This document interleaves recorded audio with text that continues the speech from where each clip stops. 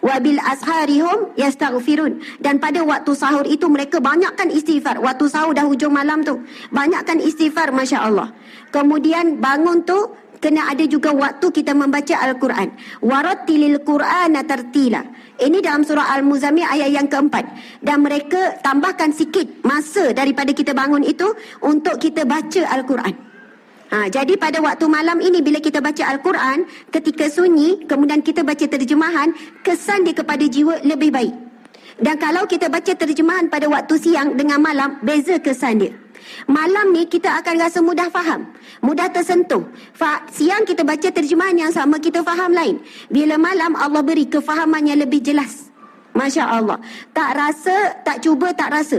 Bila dah cuba baru rasa baca malam. Ya Allah, seronoknya. Oh rupanya ni kita pun terus kaitkan dengan kehidupan kita, Masya Allah.